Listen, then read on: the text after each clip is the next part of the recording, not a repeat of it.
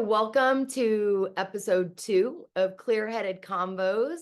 Jessica and Brandon are back, and we are talking about monogamy and polyamory today to learn a little bit more about that and dig into it. Brandon is an expert on those topics, and he's going to give us some background, and then we're just going to talk about some situational things and where they fit in and personal experiences. So Brandon, why don't you start us off with just what misconceptions and what we need to know and really the definition. So the whole thing started with polygamy, which polygamy is one guy with as many women wives as he can handle. And the reason it started that way because only the top 30% of men were discernment of women. So it was actually a way to make sure the woman got the cream of the crop men. And men that weren't deserving of a woman didn't get a woman then. And so then And the women were okay with that because they were getting rich? Well, they were treated like queens, like all of them were, because these people were the richest of the richest, and they got any and everything they wanted and stuff.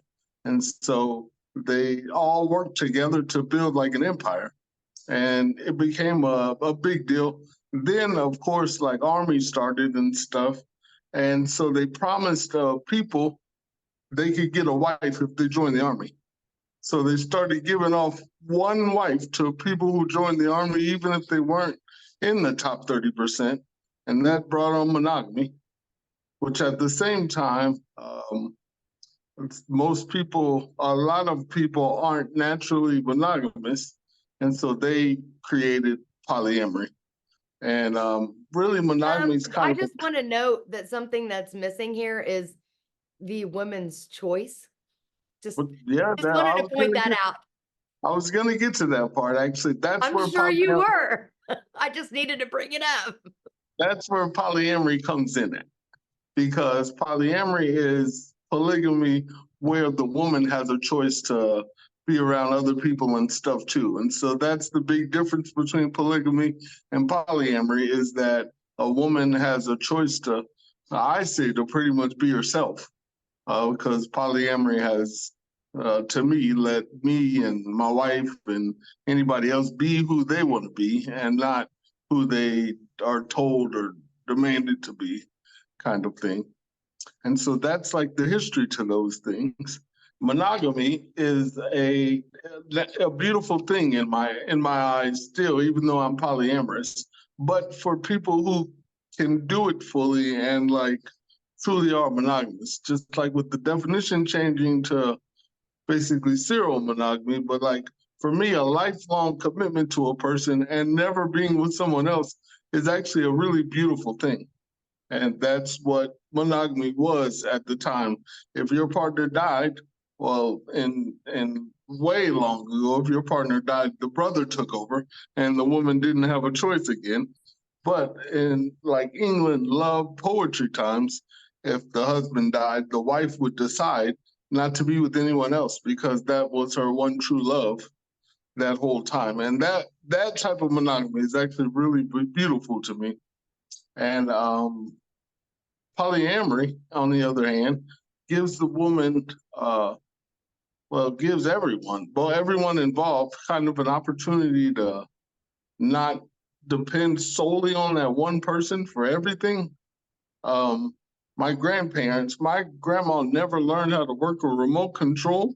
And so then my grandpa died all of a sudden, and she called me over to train her on how to work the remote control, which is kind of the beauty of a real monogamy. She slept with him in high school and never slept with anyone else and married him, and they were together for a long time.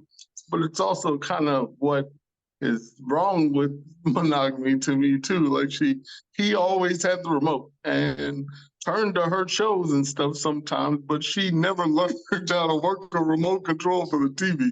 And so she didn't know how to switch inputs or right. And so what people can be like, oh, that is such a sweet story, right? Yeah, it's both. It's such a sweet story. But then someone else could come in and say, yeah, but she could even after he died, she could still have all of her needs met had she had Right. other partners in her life. Yeah. And I mean, like, you can have a romantic partner, or you could have just a social partner, like whatever it is. There are things that you are not going to like that your partner does like. So I'm into softball. Lynn's hates softball. So if I say, well, let's go to a softball tournament every weekend, I'm torturing my wife, literally, is what is happening. And she has to pretend to be okay with it, like with social construct wise. And that's where I think we lose the kind of fairness of being in a partnership. Yeah. And so now she is open and okay with you having a person that you go to softball games with. Right. And That isn't considered cheating on her. even to say that she's okay and like allowing me to is a lot, because you like, You're and right. people, You're right. that's how people ask it though. They say, she allows you to do that? And I'm like, well, Right. I'm a man. I'm my own human. I figured out that I could do whatever I wanted to do, which brings me to the point of 49% of monogamous relationships that aren't married have cheating involved. And then 39% when they are married have cheating involved. So really, it's just a person being themselves. And so you're either gonna be honest about being yourself, or you're not gonna be honest about being yourself. And so I feel like monogamy is the thing that leans you towards less honesty. And polyamory, one of the big differences that a website I just read said, was honesty. Polyamory will teach you honesty and will help you with jealousy issues. And those were the two positives. And then the three negatives were, you might not be able to handle it because you are too jealous. And at the same time, you have to be like a full, complete you to be able to handle monogamy as a whole. Someone telling you the truth. Like if you say, well, I'm dating someone else while I'm in love with you and want to be your Prince Charming and all of these things, I'm gonna think weird. And it happened to me the first time too, because monogamy's been programmed in me so much. The first time I saw Lynn's go on a date with our girlfriend. So that's two women, and most guys would be super excited. They left though, and I was like, "Hey, what about me?" Like, and they just went out to go on a shopping date, and those are the things monogamy taught into me that I didn't understand. And like polyamory basically is a purifier for me, where it brings stuff in me that I don't know why it's there. Like jealousy, I don't know what anyone gets out of jealousy at all. And so when I learned to control and understand what it was and why, I'm not really jealous of anybody. I think the greatest about myself. So I am not going to spend time being jealous of someone else. Or if Lynn spends time with someone else, she went with her mom today somewhere. So should I be jealous of that same thing? Like, where do Right. people draw the line? But you brought up a good point about cheating. Cheating is also one of those words where who knows what cheating is? Yeah. It obviously means different things to different people, just in your stereotypical monogamous relationships, but it can go so many different ways. And I wanted to point out, back to your cheating statistics that you were saying, it's like those people were just being poly. They were just being secretive about it. And that's what it leads to. Most of us are poly, whether we want to or not. Right. And so I counseled for so long because people cheated for so long, and they allowed that to happen. They said, well, he's cheating on me and we're working on it in counseling. And it really was just a polyamorous relationship, and the woman or whoever was just being cheated on and like whining about it wasn't involved because of the truth not being told and they not deciding themselves.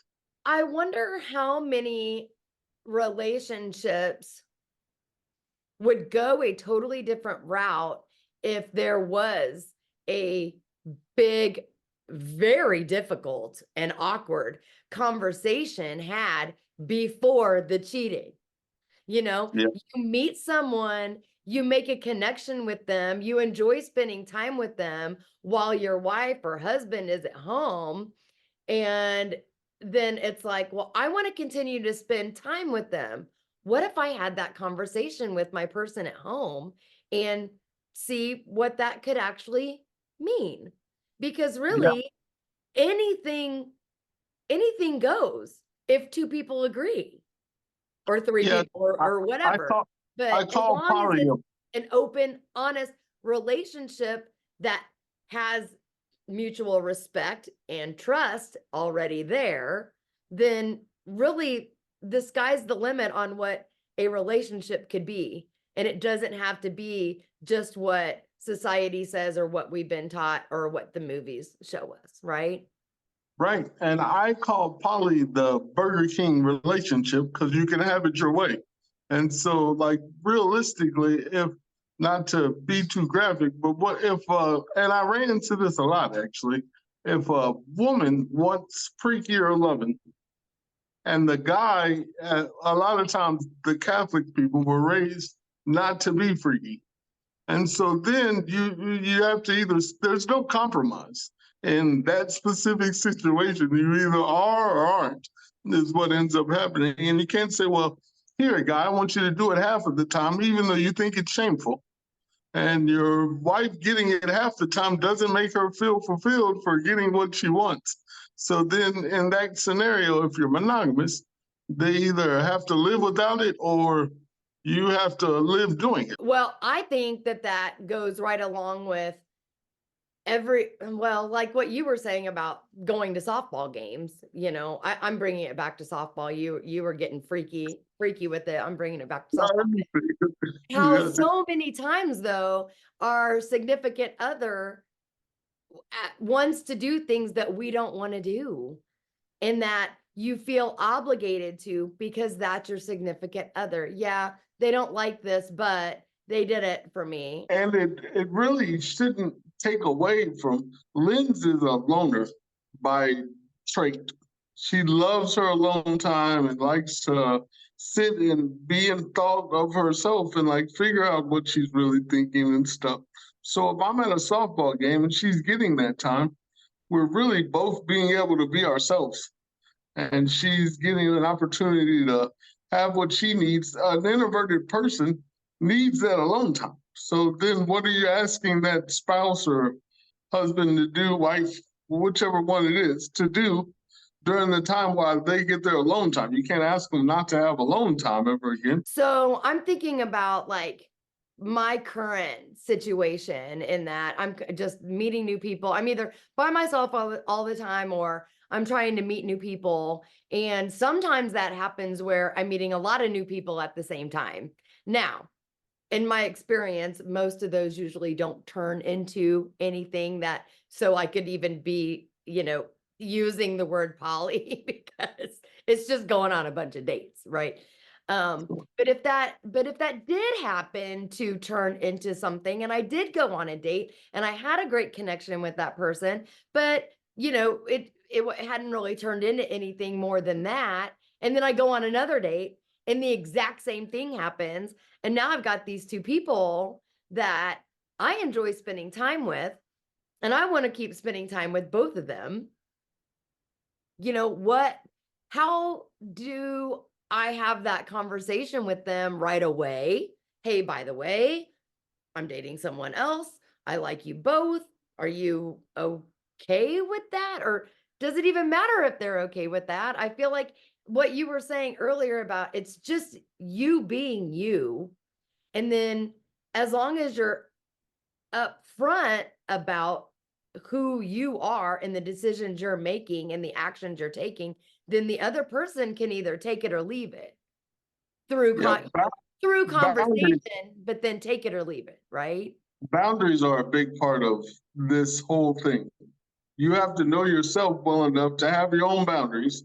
And I say, well, Lynn's doesn't own me. So I'm looking for what I'm looking for and whatever I'm looking for. And so it does make sense in your situation with those two guys for you to have a conversation of what your boundaries are and your expectations of what you are. And then they can decide as a grown-up if they can handle it or they can't. And that is because I've had similar conversations like this has happened. And I am nothing but honest about the situation, and they don't believe me. They don't believe what I'm saying. If it's like, oh, because I might, let's say, for example, I put up a boundary of, yeah, I'm hanging out with this person. Yeah, I'm hanging out with this person, but I'm only in a physical relationship with you. That's my boundary. Okay. And that person is like, yeah, right. I don't believe you. Like, you're sleeping with me, you're sleeping with all of them. And I'm saying, but I'm telling you openly and honestly that no, I'm not. And that is my boundary. And then they just can't believe me, don't believe me. And then, it blows up. I think that's more of a reflection of that they probably lie about that situation themselves. Oh, he And admitted so, that he does. right. And so a lot of times men, and I know I'm a man, but I have to say it this way, can't handle truth in that manner. Like, even with Lynn's baby daddy, I don't use that term, the father of her child, he 3 years after they had made a baby, and I'm with Lynn's, was super sad she was getting married and having a baby with me, because guys are taught to possess and own that woman no matter what the situation is still. Or like when I first got divorced, people were like, well, she's dating someone else. Aren't you angry? We got divorced, so no, I shouldn't be angry. She's like, I don't understand. But they wanted me to be furious because I own her, is how a lot of people treat marriage and things like that. They feel like all of that possession is theirs. And when guys can't handle the truth, and that if you sit down to have a real conversation with them and they can't handle the truth, then it makes it really hard and awkward. And men have lived this, like with the polygamy, have lived this kind of lifestyle for a long time.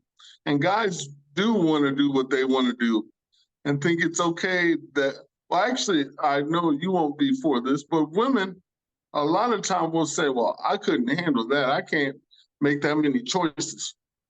And then I'm like, well, you're not, you can't make that many choices. What does that mean? Like, you have a brain, you're well, and like you can handle all this stuff too. And they say, well, I just need the one guy to love me all the time because I wouldn't want to make that many choices and like make themselves sound not as intelligent as they are, which is what bothers me about it. I feel like I'm a true feminist in fighting for them to be able to make it the choices that they need to make as a human, like themselves. You know if you like somebody and like you go hang out with that person if you like. But a lot of times the response is I can't decipher that after I get married and stuff. Yeah, well, and also I feel like that is just it feels kind of selfish. Like, I have all these needs that need to be met, in every single layer of life. And I expect you, one person, to meet every single need. And if you don't, then you're a failure as a partner.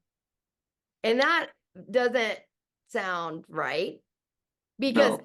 I don't want to have that put on me, that if I can't meet every single one of your needs the way you want them to be met at all times, then I'm a bad spouse. I'm a bad partner. That's a Yeah. lot. That's a lot to put on one person. Well, it's like teaching a society that self-love is selfish. Self-love is not selfish. Self-love is you have to love yourself or no one else is going to love you.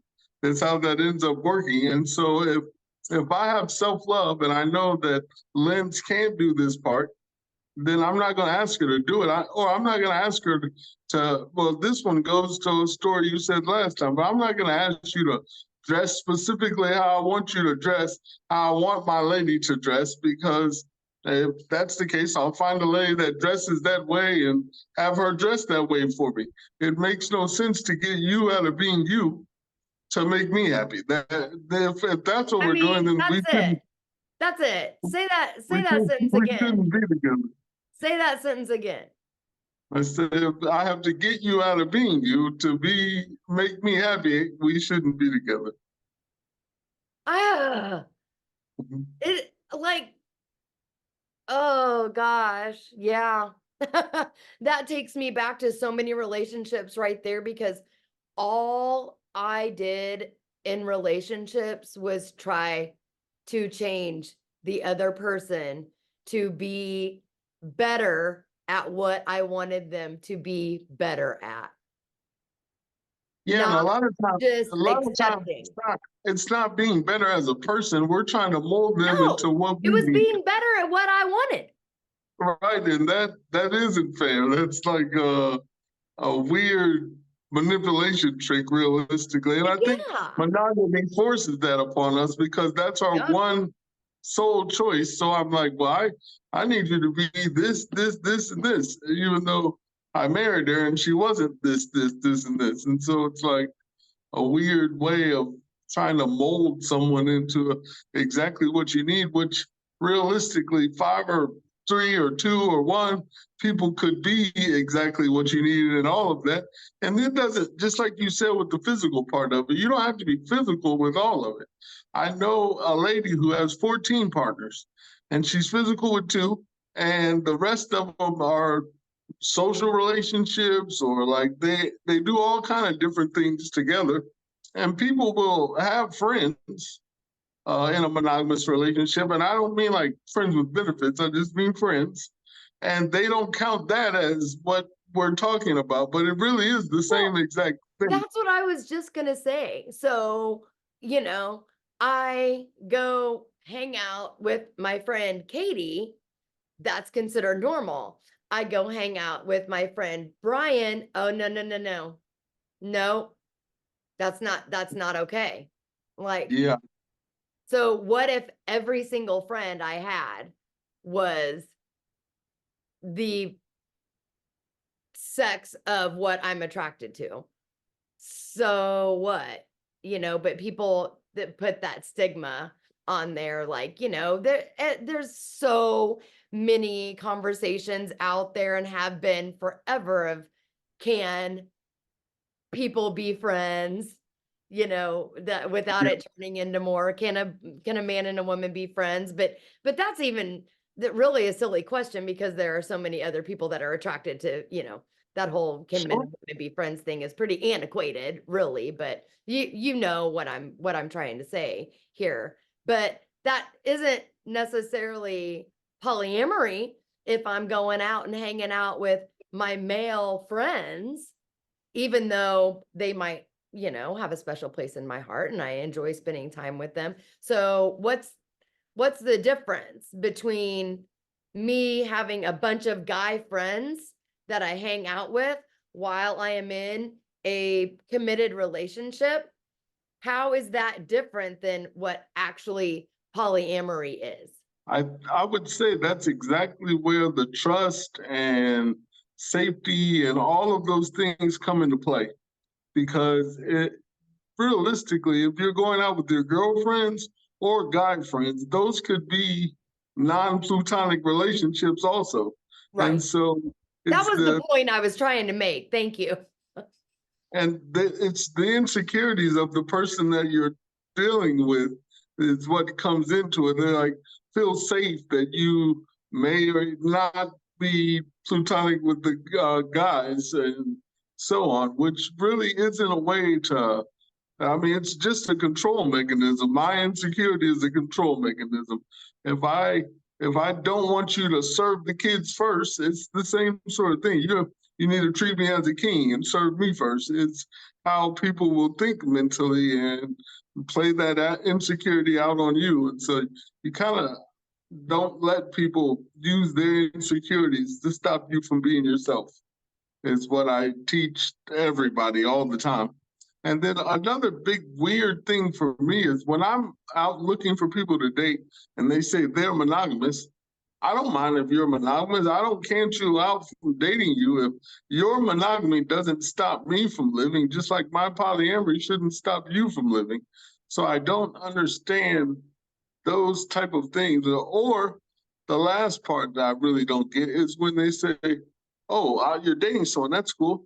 Oh, you have a wife. That's like past my limits of what is happening." And so it's a lot of the insecurities and social constructs of what has been deemed in us. I've had plenty of women say to me, "As long as you don't tell your wife, I'll date you." And so, like that, that's a No. weird way of doing it. Yes. Yeah. So I think what this comes down to is a lot of self-awareness, Yes, self-reflection, knowing who your true self is, what your boundaries are, maybe uh considering exploring those boundaries a little bit or expanding those boundaries a little bit, but and having, I don't know, I don't want to say a little more open-mindedness, but to not just limit yourself. And that well, is kind of how I approach my dating life, is that I just don't want to feel limited. I don't want to feel stuck. I don't want to meet someone that I have a connection with and have to say, I can't talk to you anymore because I'm in a monogamous relationship. That just doesn't feel right to me. So I'm really trying to figure out where I fit in this whole spectrum. And really, it sounds like it's coming down to everyone can fit wherever they want to right. feel the most comfortable, right? And what works for them, as long as you explain that to all of the people that you are involved with. Right. This is my first polyamorous relationship. I've been monogamous up until now. And Lynn's told me, "I can't hoard, you love so well that I can't hoard it. I want you to go to give other women that type of love because you love so well." And I was dumbfounded and like, she's setting me up and like all kind of weird monogamous thinking things. And I I really wasn't monogamous all those times. I never cheated, but I knew I should be trained a certain way, and I had stayed in that training. And so now I've figured out how to be myself and be loved for unconditional love, as we spoke about. And she loves me for who I am, and she actually finds it more attractive that I am me all the time, which is super attractive because I've never met anyone that loves me Yeah. so much as myself. They want me just to be myself. Well, and that unconditional love, I mean, there, for any good relationship, there has to be trust. There has to be safety and feeling that they are going to love me no matter what, because they Right. love who I am. And I am going to be who I am. I might change. I might evolve. I might find, I don't know. I might decide to change my way of eating, right? And I might just become vegan out of nowhere. I might Yeah, have a stroke. right, exactly. I might have a stroke and never be able to walk again or do, oh, I'm gonna walk again, but I'm just saying some people never walk again and they never are able to do things that you envisioned you were gonna do your whole life with this one person. And so if you're not open to changing, like really we aren't as much of anything if you are only satisfied with this one mold of what that's going to look like. And that's in all of life. We never know what's going to happen here or there. And like this polyamory for us is just being prepared for that, having a backpack of prepared tools emotionally in ourselves to. Lynn loves me today unconditionally, and she may tomorrow want to live with someone else, but still love me or not still love me. And so that's just how I think about it all the time. After being left once, I understand that that person didn't really mean to harm me. They just did whatever the heck they wanted to do. And like, I don't, Well, I'm and not I that. think what you just said reminded me of these words, like it, a lot of people stay in relationships just because they feel trapped. They feel trapped and because they feel like they should stay. And this way of thinking, living just gives you freedom. Yeah, And what I am looking for and what I want to find is someone that I choose to be with every day I wake up. I choose them because of the way they make me feel, because of the safety, because of the trust, because they know me inside and out and they make me feel in such a way that I don't want to be without them tomorrow. Right. And so I want to choose to be with them. I don't want to like them for a little bit, make a decision to commit my whole life to them, and then down the road, not choose to be with them anymore, but not be able to do anything about it. But right. if you set it up to where I'm going to choose you and you're going to choose me and we're going to enjoy being together until one of us decides not to. And It, that, me, it me and sounds Lynn, kind of simple. me and Lynn's are two best friends that live together and make a choice every day if we want to be with each other. And that is fine on how it's going to be. Like, she she can wake up and love someone else, and I'm not going to hate her for it. It's her life, and she should be happy. It all goes back into self-love. You just have to love yourself enough to not settle to not be happy. My grandma told me Right. she was married for 10 years of her marriage. She was married 60 years, but for 10 of it, she didn't like my grandpa. Well, what kind of marriage is that? Like for 10 years, you didn't like this person like that? That's a chunk of your life that you are with someone you don't even like. And I get it that it was unconditional love and they were super monogamous, and I get all of that, but it doesn't sound like a peaceful, mindful thing to do, living 10 years of unhappy marriage and stuff. Yeah. And you brought up mindfulness. I mean, the name of the podcast is Clear-Headed Convos. So, we do want to try to fit mindfulness and awareness into all of this. And I think that when you do practice mindfulness, which since I have, my whole approach of dating has changed because I know myself better and I do have self-awareness and I like myself more. I know what I'm worth and I can speak up and advocate for me and what I need and what I want and setting my boundaries and just being able to communicate better too. And that's what it all comes down to. And you either find somebody that fits or Or you they don't. or you Yeah. don't. And you have to be okay with the don't. And you have to Yeah. be okay with being alone. If you're busy loving yourself, then the don't doesn't really matter. You Exactly. need you, and that you create your world, and then they either get to live in it or don't. And that's how that works. That's it. Brandon, that's it. We're dropping the mic on that.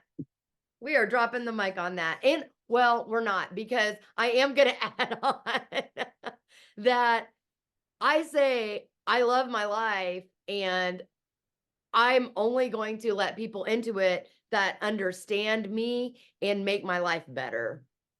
Yep. I'm not gonna spend time with someone that isn't going to enhance what I'm already living. Right. Yeah. But going back to what you said, yeah, they get to choose to be a part of it or they don't. And I'm okay either way. Right. You write your love story as loving yourself, and the other person's people are just companions in what is happening. Yeah, I love that. I love that. Okay, so we will wrap this up. We can remind people that they can follow us on Twitter at clearheaded99.